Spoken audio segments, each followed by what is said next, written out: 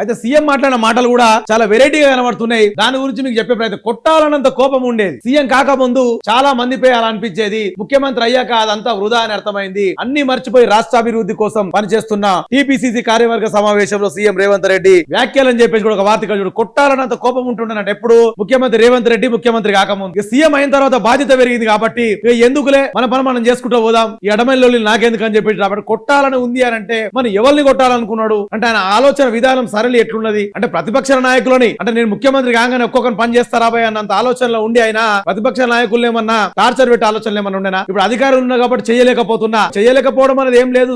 ముఖ్యమంత్రి గారు కొట్టాలన్న కోపం ఇప్పటికీ ఉంది మీకు. ప్రతిపక్ష నాయకులను కేసీఆర్ కావచ్చు, కేటీఆర్ కావచ్చు, హరీష్ రావు కావచ్చు, ఇక మీకు సంబంధించిన మీకు నచ్చని నాయకులు ఎంతో మంది ఉన్న టీఆర్ఎస్ పార్టీలో మీ మీద అప్పుడు విమర్శలు చేసిరన్న బాధ మీకు ఒకటి ఉన్నది గట్టిగా. ఒక్కొక్క సంఘం చూసుకుంటారు నేను సీఎం అయినా కానీ మీరు మనసులో అనుకోరు. కాకపోతే ఇప్పుడు ఏమైతుంది అంటే మీరు ఎవరిని పోయి కొట్టాలనుకున్నా గెలకాలనుకున్నా కూడా ఆ గెలికితే ఎట్లుంటది అంటే సినిమా తేనె పట్టు ఉంటుంది. తేనె పట్టు మీద ఒక్క రౌతుగా నేసినవా అదంతా తేనెటీగలు మొత్తం వచ్చి మనం నిన్నే కలుస్తాయి. ఆ ఆలోచన మీకుంది ఆల్రెడీ. నేను పుసుకున్న పోయి ఒక్కని గెలికినా కూడా యావత్ తెలంగాణ రాష్ట్ర ప్రజలు రివర్స్ అయితేనేమో నాకు భయంతో మీరు అట్లా అంటురు తప్ప మీకు ఆల్రెడీ కొట్టాలి, తిట్టాలి, జైల్లో వెయ్యాలి, అజ్జాలు ఇజ్జాలని చాలా ఆలోచనలు ఉన్నాయి మీకు.